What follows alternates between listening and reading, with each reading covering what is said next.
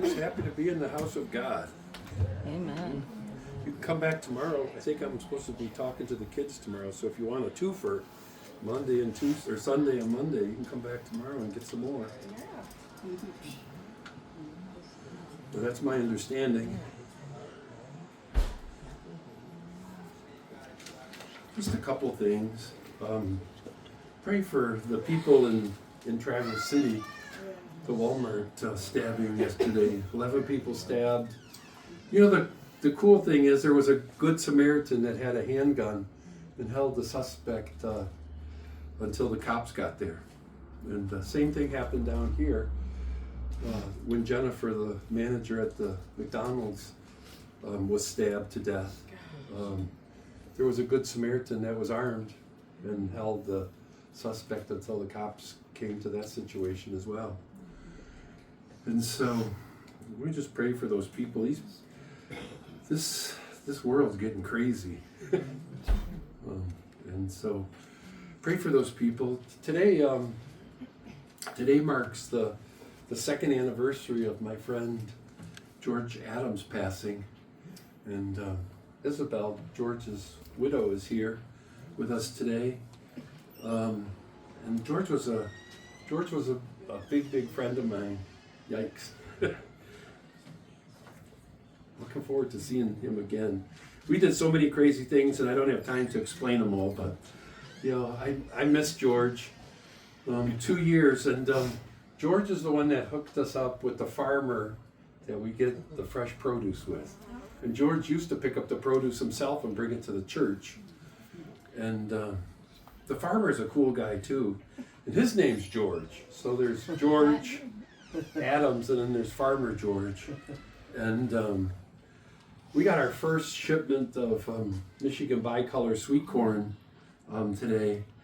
And it was funny because George the farmer, after I picked up corn from him 2 summers ago when George Adams passed away, he said, "I can't replace your friend George, but I'll be your new friend George."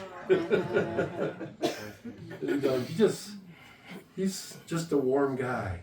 And talking about the harvest and George the farmer, he's been waiting for the harvest to come. I talk about sowing and reaping, Galatians chapter 6. I'm going to talk about that a little bit more today. But, there's a joy in the harvest. And a couple weeks ago, I was talking to Farmer George, and he says, sometimes farming's tough. He says, I put out money all year long, money for taxes, money for seed, money for fertilizer, money for labor, money for equipment, money for this, money for that. And he says, sometimes you get weary because, in this world of everything's instant, farming's not that kind of instant thing. You have to put effort in and work in and, pray for the harvest. But he said there's a joy that comes in the harvest. And so, not only is there a joy that comes in the harvest, Farmer George is also willing to share some of his blessings. And that's how we get food for our food pantry. So when there's a harvest, George shares the harvest, and we're blessed because of the harvest, and somebody that has a heart that's conditioned towards being generous and kind. And the last several weeks I've been talking about true spirituality because our world is really crazy about spirituality. So the first week I talked about 3 John chapter 1 verses 2, where John the apostle talks about how that we should prosper in life and prosper in health, but most importantly prosper in our souls. There's a prosperity of our souls that comes, and that's the 3rd chapter of the epistles of John, chapter 1 verse 2. And then the second week I talked about that there's no shortcuts to glory. Everybody wants instant everything in this world, but there's no shortcuts to true glory. And then last week I talked about food for our souls. And this week I'm going to talk about freedom from our souls, continuing in the same series about true spirituality. And, Everybody this week is saddened. Ozzy Osbourne died and Hulk Hogan died. And there's, a number of notable people. Chuck Mangione, the trumpet guy, died. All these famous people are dying. And my wife was looking at her phone last night and she said, wow, look at all the famous people that died just this week.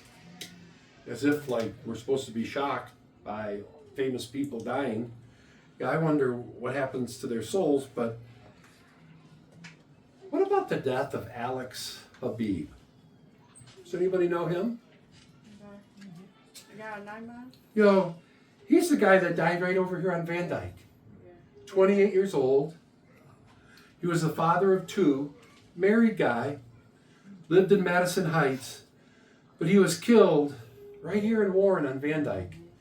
A 16-year-old kid, punk, stole the car, speeding away from police. He got off at Hoover, got on the service drive, didn't stop at the intersection at Van Dyke and 696, Van Dyke and 11 Mile, went through the intersection, smashed into Alex's car, killed him, and now these 2 little children don't have a dad. Alex's wife doesn't have a husband. 28 years old. Innocent guy, just driving home from work. And just like that, life is gone. We just think about the passing of people. It's kind of crazy. I'm going to talk about that a little bit more as we get into this message this morning.